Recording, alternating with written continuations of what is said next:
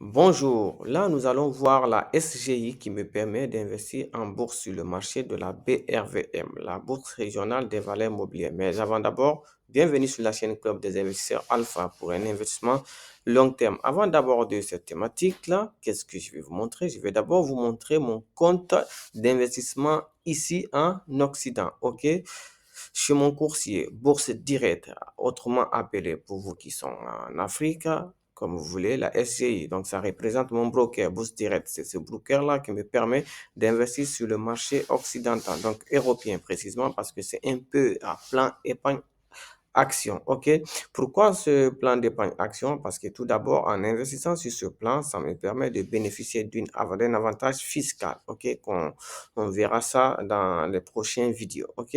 Donc, vous voyez ici la date d'ouverture de mon portefeuille, le 8 avril 2024.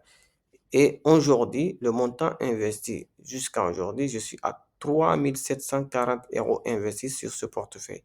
Il me reste, le complément qui me reste à investir, 146 260 €. Il reste quand même beaucoup. Donc, la plus-value latente que j'ai fait jusqu'à ce jour, depuis l'ouverture jusqu'à aujourd'hui, près de 1 an et quelques mois, 7 mois ou 6 mois, dirais-je, j'ai pu gagner que 154,41. Quand même, c'est peu, mais c'est mieux que rien. Qu'est-ce qui a fait cela, en fait? Parce qu'à un moment donné, j'étais à plus que ça. C'est parce que j'ai fait un choix. Donc, je vais revenir sur mon portefeuille pour vous montrer le choix que j'ai fait. Vous voyez ici, vous constatez le portefeuille total, la valorisation, c'est 3 829, soit espèces, j'ai que 30 titres en portefeuille et 3 799. Donc ici, vous voyez que la plus-value latente, je suis à moins 382 €. Quand même, c'est énorme parce que si vous prenez moins 300, vous prenez 382 plus les 100 et quelques, donc je suis à peu près à 500 normalement de gagner si je n'étais pas à cette moins-value latente. OK? Qu'est-ce qui a fait ça? C'est parce que j'ai fait un pari sur Novo Nordisk. En fait, je suis rentré, c'est vrai que je suis rentré trop tôt parce que j'ai dû liquider toutes mes autres positions pour faire all-in sur Novo Nordisk. Et au moment où j'ai fait all-in sur Novo Nordisk, où je l'ai eu à 48 € presque, l'action a chuté jusqu'à 38, 39, 40 et actuellement à cause d'une nouvelle récemment où leur produit a été reconnu et l'action a pris plus 7%. Donc, ça fait plus de 2 semaines, j'étais à vraiment la valeur de l'action 39, 40. Aujourd'hui, on est à 43. Donc, je récupère un tout peu. OK? Et là, je commence à me dire, peut-être que quand l'action va vouloir valoir le même prix de mon prix unitaire de revient là, c'est-à-dire là, c'est à 48 ou 49 actions, il se peut que je revends la moitié parce que j'en ai 87 quantités. Je peux revendre peut-être 45 quantités pour juste protéger cette liquidité-là et laisser la moitié sur Novo Nordisk. Et comme ça, quand le prix va rechuter à 40 ou 38, comme ça, je renforce avec la liquidité là pour pouvoir baisser mon permis de 48 € qui est vraiment élevé. Parce que moi, je crois en cette entreprise, mais pour du long terme, tu vois, c'est un pari, bien évidemment. Et quand je vais réussir à faire x2 sur mon investissement, celui-là, bah, je vais sortir de cette position. OK? Là, je suis à 3 800. Je vise euh, 8 000 jusqu'à 10 000 € sur ce portefeuille-là, sans rien ajouter, ok? À voir, est-ce que le challenge, je vais réussir sur l'objectif de ce challenge, ok? Ça, c'était mon portefeuille ici en Europe, ok? Et je vous avais montré, avant de repasser sur l'autre, je vous avais montré déjà ce portefeuille SIDF qui me permet d'investir également sur le marché africain. Parce que pour moi, la diversification, c'est la clé de l'investisseur, ok? Maintenant, sur ce broker, combien j'ai pu accumuler au total sur mes positions? Vous voyez déjà, j'ai pu avoir l'action Société Générale cotée à la BRVM, j'en ai pris deux, mais je l'ai eu à un prix un peu cher parce que moi, je l'ai eu à 30 247 CFA. C'est un peu cher parce que tu peux l'avoir à 29 000, tu vois. Et ABGR Serveur Abidjan, qui est une bonne très société, on verra ça les détails plus tard dans les prochaines vidéos, dans quoi ils travaillent toutes leurs activités principaux. On va détailler ça plus tard. Et cette action, j'ai pu l'avoir à prix raisonnable où je suis actuellement à plus 1100 1421 euros de plus-value, ok, soit 18%, ok. Sinon, le reste, la BOA Afrique, tout est en négatif. Et si je viens au niveau de l'état de mon portefeuille ici pour voir est-ce qu'on verra quelque chose. On va voir qu'est-ce qu'on va voir. Donc, l'état consolidé, donc c'est bon, je ne vais pas trop zoomer. Je suis à total du portefeuille consolidé à 85 000, ok? Et je suis à moins 2482, moins value latente. Mais ce n'est pas grave parce que je suis investi sur du long terme, ok? Ma stratégie à moi, c'est d'accumuler tant que c'est possible. Tant que je peux accumuler, je le ferai, ok? Au niveau des soldes espèces, vous voyez, je ne laisse pas de soldes espèces. Je suis à 72 euros. Donc, pas mal. Maintenant, ça, ce broker SAIDF, elle se trouve au Burkina Faso. Donc, j'ai pu ouvrir ce compte depuis ici et à partir de là, j'approvisionne mon compte de l'investissement en bourse qui se trouve au Burkina et par rapport à ça, j'ai investi également à moi-même, quoi, donc en gestion libre. OK?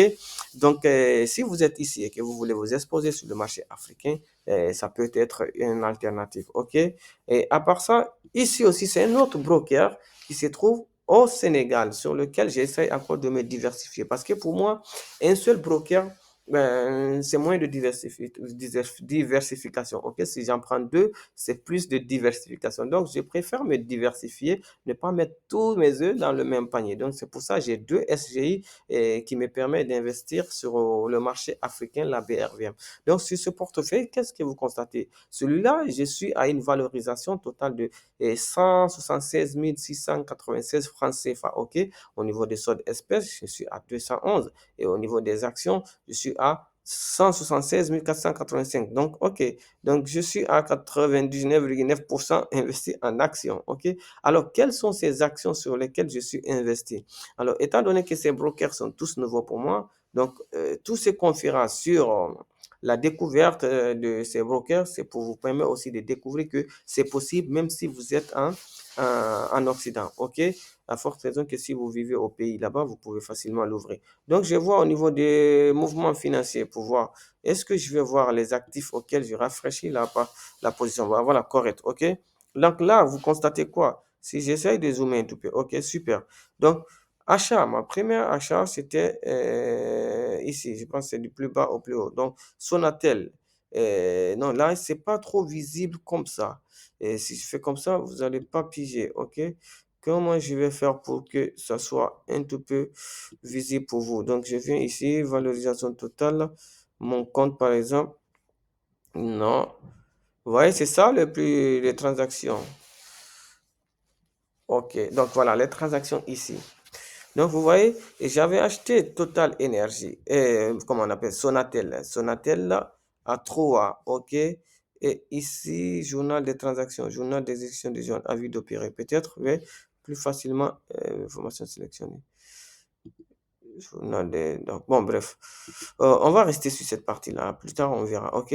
Juste pour vous montrer les actifs que je détiens. Parce qu'avec leur connexion, c'est tellement lent que parfois ça prend du temps de sortir. C'est pour ça que je ne voulais pas cliquer ici, mais c'est pas grave. Là, vous allez voir que je détiens des actions Sonatel, OK, que j'avais acheté en premier 3, le 8 12e mois. Et après le 11 12e mois, j'ai ajouté l'action Feedstack, OK, une action. Et le 22 12e mois, Total Côte d'Ivoire, Total Énergie de Côte d'Ivoire, OK.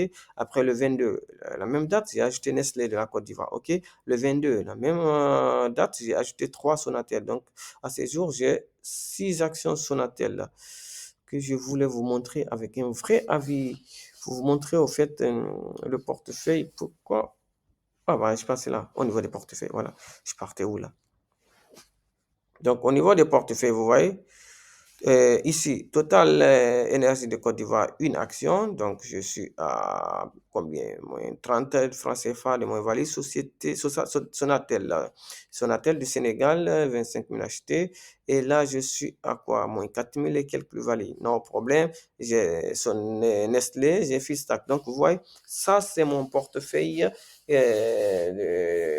investi à la BFM. Donc, mon portefeuille qui se trouve au Sénégal et l'autre portefeuille, c'est au Burkina. Donc, vous pouvez vous diversifier et qui sait, peut-être que je reste sur ces deux ou j'ajoute un autre, mais on dit trop de diversification aussi tue la diversification. Donc, il faut retenir cela. Après, moi, je suis un investisseur long terme, donc je ne m'occupe pas des fluctuations des actifs. Ok, je choisis des actions de qualité qui me semblent bons fondamentalement, comme voilà ces actions-là.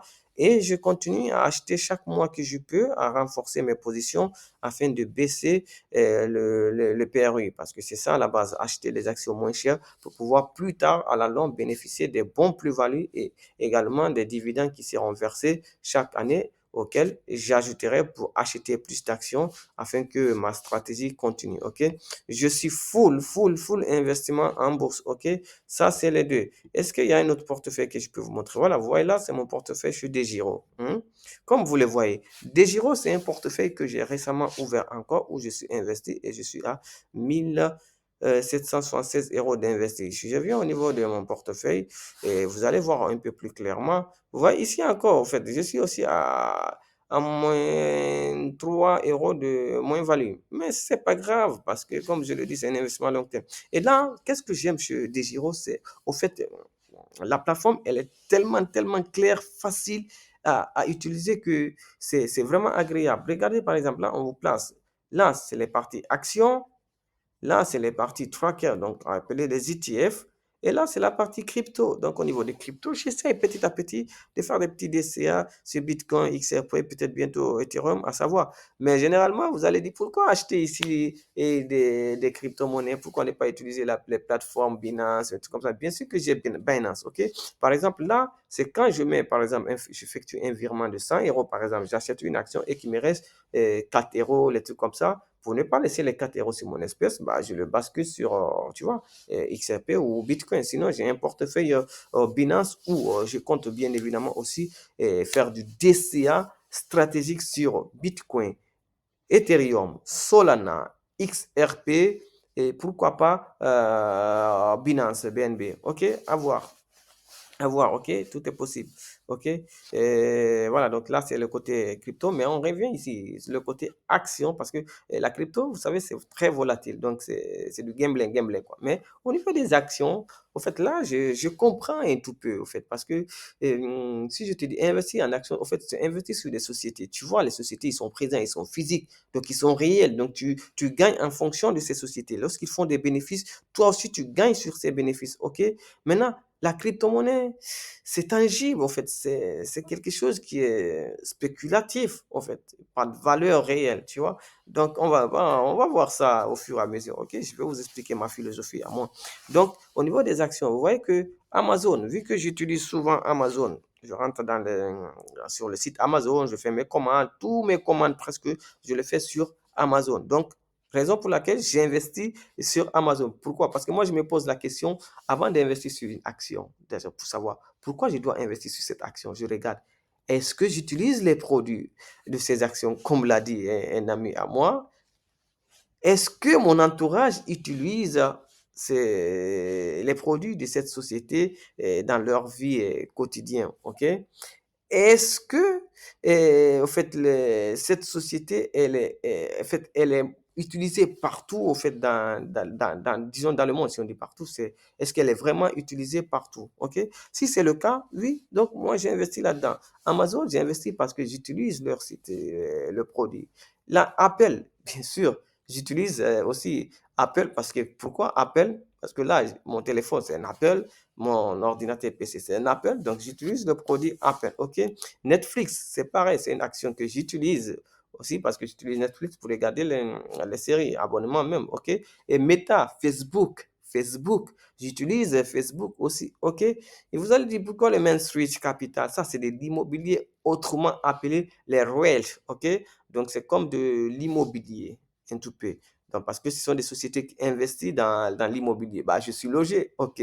Tout le monde a besoin d'être logé, oui ou non? Tout le monde a besoin d'un toit, oui ou non? Donc, Main Street, Realty Income, c'est pareil, c'est pour les deux. Après, au niveau des ETF, il n'y a pas de question à se poser au niveau des ETF parce que les ETF, c'est, comment on l'appelle? ETF, Exchange Trade Fund, c'est des trackers. Donc, ça investit sur plusieurs sociétés. Exemple, je prends ici, j'ai le Gold, Isha Physical Gold ETF. J'investis sur le Gold parce que le Gold, l'or, c'est corrélé des actions. OK, tu investis sur l'or en fait, pour une protection. Donc, j'essaie de me protéger au maximum. Après, j'ai le SP500 ETF. Donc, SP500, les 500 plus grosses sociétés qui sont voilà, investies. Donc, tu investis là-bas, tu ne te poses pas la question, tu laisses l'argent travailler pour toi. OK? Pourquoi là, vous allez dire, pourquoi tu as deux ETF, SP500, SP500? Ouais, parce qu'au début, j'étais sur SPDR et après, je me suis dit, OK, ça vaut 14. OK, plus facile de le renforcer. Je le laisse et je viens sur le Vanguard qui est beaucoup plus réputé, qui est connu, ok, qui a une plus grosse capitalisation et qui est pour moi est logique d'aller sur là-dessus si tu vises l'investissement à long terme. Mais je ne vais pas non plus lâcher le SBD parce que là, plus je peux le renforcer, je vais le renforcer et il sera pour moi comment on appelle ça, mon truc de secours pour pouvoir renforcer les actions qui sont bas. Parce que lorsque j'aurai les valeurs qui sont hauts et que j'ai besoin de renforcer les actions, je n'aurai qu'à liquider les parties de ça pour renforcer quelques actions. OK? Donc, sur ce parfait, et principalement, pourquoi j'ai investi sur DeGiro? Parce que je pouvais continuer sur Trade Republic ou sur Boursorama Bank où j'ai un CTO, mais c'est à cause de ça. Ça, c'est trop beau ça. OK? Vous voyez, j'ai investi 1700 et quelques. Et là, j'ai un espace libre, c'est-à-dire DeGiro me permet d'emprunter de l'argent pour pouvoir investir plus, soit ici, soit ailleurs, soit utiliser pour m'en servir. OK? Donc, plus j'aurai de montant qui est investi, plus j'aurai une possibilité d'emprunter plus, OK? En fonction de mes positions. Parce que ces emprunts, c'est un nantissement. Donc, tu mets en gage tes actions afin de prendre un prêt que, bien évidemment, il faudra rembourser. OK? Et ils ne te mettent pas de pression parce que tant que tu as ce prêt, tu as des taux mensuels à payer par mois qu'il faut respecter. Donc, tant que tu payes cela et que tes actions ne chutent pas trop, c'est bon. Tu peux le rembourser l'argent en définitive pendant 10 ans, 20 ans, 15 ans, pas de pression, OK? Maintenant, tant que tu ne rembourses pas cet argent, bah, tu es quand même redevable à des gyros, quoi, OK? Donc, pour moi, ça, c'est le fondamental qui va me permettre même de migrer plus ici. Parce que si je continue à DCA ici sur ce portefeuille des gyros, 5 ans plus tard, je pourrais emprunter un bon apport pour pouvoir me diversifier sur l'immobilier physique. Parce que pour moi, l'immobilier physique, bien que ça soit pas, comment on appelle ça, plus rentable, mais c'est plus sécurisé, quoi, tu vois.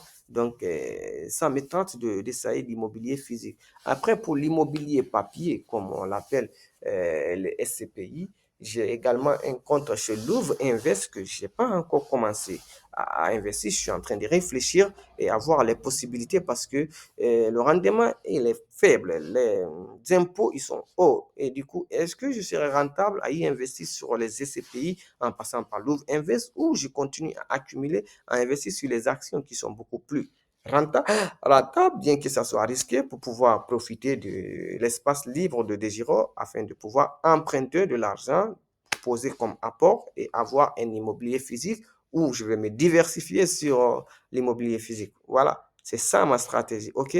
Alors, on a trop parlé de ça. Qu'en est-il de mon portefeuille PEH Bourso Banque? À voir dans les prochaines vidéos. OK?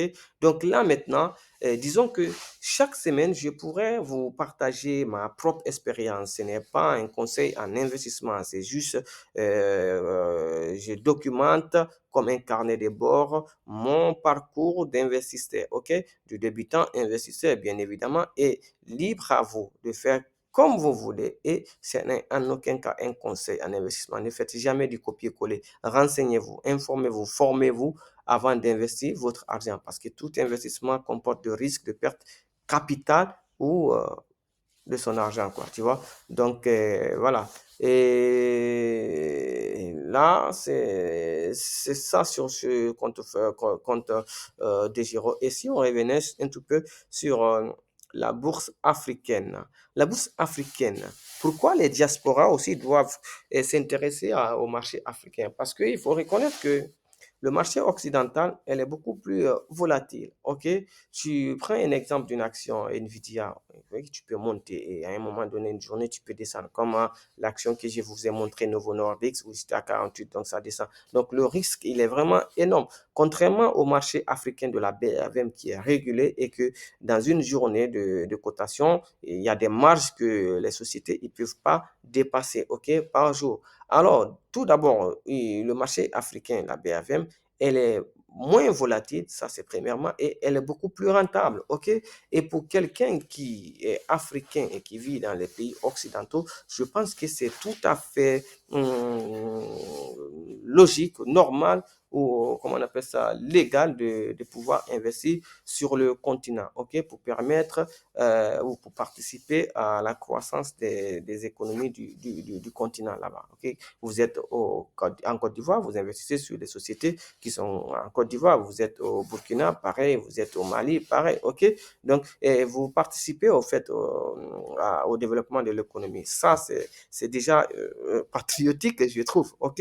Donc, moi, c'est l'une des raisons pour lesquelles j'essaie de le faire. Et j'ai aussi, je le fais parce que j'ai besoin un jour de me stabiliser au pays en Afrique là-bas et de pouvoir vraiment vivre de ces investissements, donc de mes dividendes que je vais devoir créer sur le marché de la BAVM sans être obligé de revenir ici ou de vendre mes actifs ici et financer mon train de vie là-bas. Non, si je suis ici, j'ai des actifs qui me permettent de vivre. Si je suis en Afrique, j'ai des actifs qui me permettent de vivre. Donc, j'aurai cette flexibilité de pouvoir aller où je vais, quand je vais, avec qui je vais et comment on appelle ça, et peu importe au moment où je le souhaite. Okay? Parce que, en fait, c'est ça, être libre.